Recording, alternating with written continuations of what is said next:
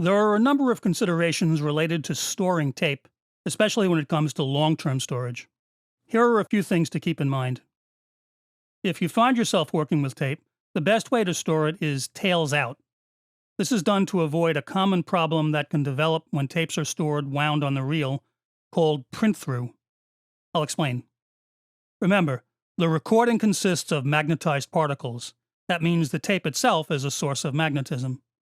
When a tape is wound onto the reel and stored, the layers are in close proximity, and this can result in the accidental transfer of the magnetic recorded signal to an adjacent area on the tape.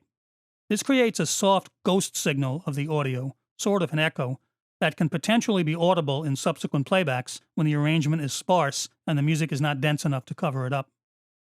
If the tape is rewound and then stored, this would be heads out, and magnetic print-through happens, that ghostly echo will actually precede the music in playback as a pre-echo. The most famous example of this is heard on the Led Zeppelin song Whole Lotta Love. Towards the end of the song, there's a musical breakdown, and when the singer comes back in, almost soloed, you can hear a low-level pre-echo of several vocal lines right before he sings each one. At the time, most people just assumed it was a cool effect, but it's a classic example of pre-echo from print-through. To avoid this, tapes are stored tails out. That means the tape is wound onto the take-up reel, and then instead of rewinding it, that reel is stored with the end of the tape, the tail, at the outside of the reel. Of course, this means that the tape will need to be rewound before the next playback, but it also means that if there is magnetic print-through, the echo will follow the audio rather than precede it.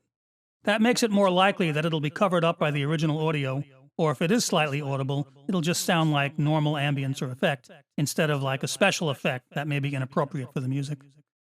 When storing a tape tails out, the best thing to do is play it onto the take-up reel at normal play speed instead of fast winding it onto the storage reel. This will help to prevent a loose, uneven tape pack on the reel, which would be more likely to result in stretching and edge damage. For longer-term storage of analog tape, it's always recommended to store tapes in a cool, dry place, and to avoid stacking them. They should be stored vertically, like books on a shelf.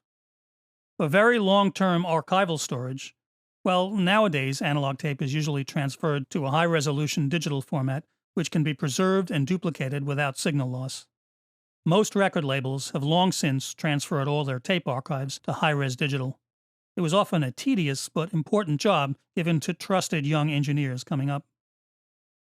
If you find yourself working with a much older archived tape, maybe you need to transfer it to the DAW, you need to watch out for potential problems with the stored tape. Depending on the particular formulation and how carefully the tape was stored, the tape may be physically deteriorated, and playing it can result in a number of serious problems.